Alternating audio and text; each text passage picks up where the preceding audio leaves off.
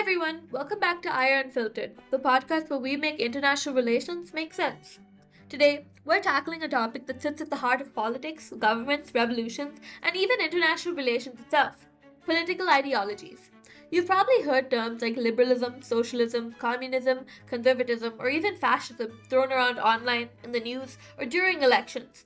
But what do these words actually mean, and why do they matter? The truth is, political ideologies are more than just labels. They're collections of ideas about how society should be organized, who should hold power, what rights people should have, and what role government should play. And whether we realize it or not, these ideas shape the world around us. Let's break them down. Starting off with one of the most influential ideologies in modern politics, we've got liberalism.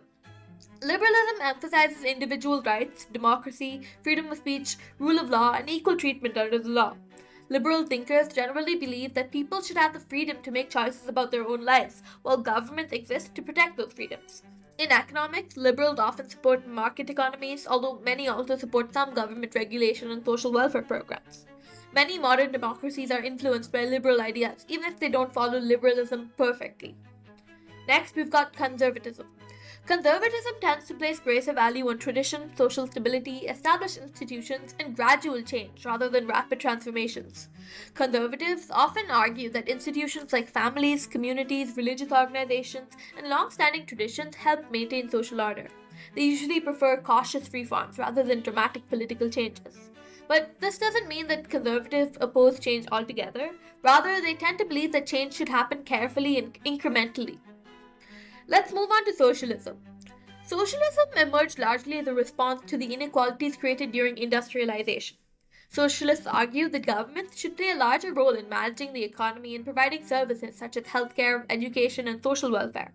The goal is generally to reduce economic inequality and ensure that wealth and resources are distributed more fairly across society. Today, many countries combine capitalist economies with socialist-inspired policies such as universal healthcare or extensive welfare programs. This brings us to communism. Now, communism is often misunderstood. In theory, communism envisions a classless society where private ownership of major resources and industries no longer exists. Instead, resources are collectively owned and distributed according to people's needs. This idea was most famously developed by Karl Marx and Friedrich Engels. While several countries have described themselves as communist, many scholars argue that a truly classless communist society has never fully existed in practice. Now, let's discuss one of the most controversial ideologies in modern history: fascism. Fascism is an authoritarian and highly nationalistic ideology that places the state above an individual. Fascist systems often emphasize strong leadership, national unity, and obedience to authority. Political opposition is typically suppressed and individuals' freedoms are often restricted. Historically, fascism is most commonly associated with regimes such as those led by Benito Mussolini in Italy and Adolf Hitler in Germany. Because of its associations with dictatorship, political repression, and war, fascism remains one of the most heavily criticized political ideologies. Now, let's talk about capitalism. Interestingly, capitalism is primarily an economic system rather than a complete political ideology. Capitalism is based on private ownership, voluntary exchange, competition, and profit. Under capitalism, businesses are generally owned by private individuals or companies rather than governments. Supporters argue that capitalism encourages innovation and economic growth, and critics argue that it can create inequality if left completely unchecked. Many countries today operate mixed economies that combine capitalist markets with varying levels of government involvement. Now, let's look at libertarianism. Libertarians place individual liberty at the center of politics. They generally believe government should be as limited as possible and that people should be free to make their own choices as long as they don't harm others. Libertarians often support free markets, freedom of speech, personal privacy, and limited government interventions in both economic and social life. Next is authoritarianism. Authoritarian systems prioritize state authority and political control over individual freedoms. Unlike democracies where power is regularly contested through elections and public participation, authoritarian governments often concentrate power in the hands of a leader, ruling party, or even a small group. Political oppression may be restricted, media may face limitations, and citizens may often have less influence over government decisions. And an even more extreme version of this is totalitarianism.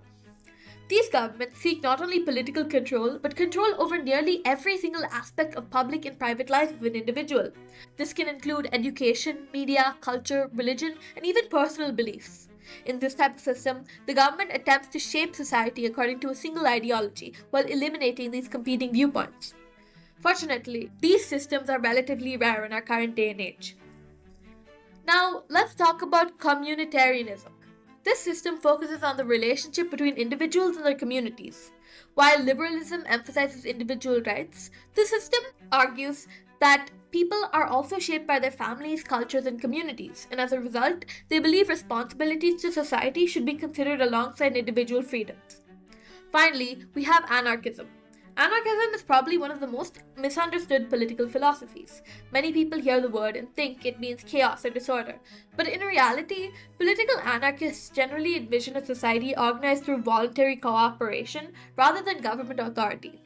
Different forms of anarchism have been different ideas about how a society should function, but they all share skepticism over centralized power and coercive institutions. Now, at this point, you might be wondering, which ideology is correct? And the answer is that political scientists don't really approach political ideologies in that way. There is no correct answer. Instead, they study how these ideas influence governments, policies, and societies, and in reality, most countries don't actually fit into a single category.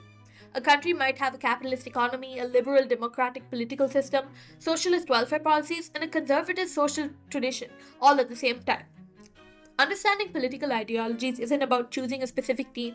It's about understanding the ideas that shape how societies function and how governments make decisions. And for anyone interested in international relations, it's incredibly important. Whether you're studying democracy promotion, resolutions, human rights, economic development, foreign policy, ideology is always a part of the conversation because behind every government, every movement, and every political debate lies a deeper question.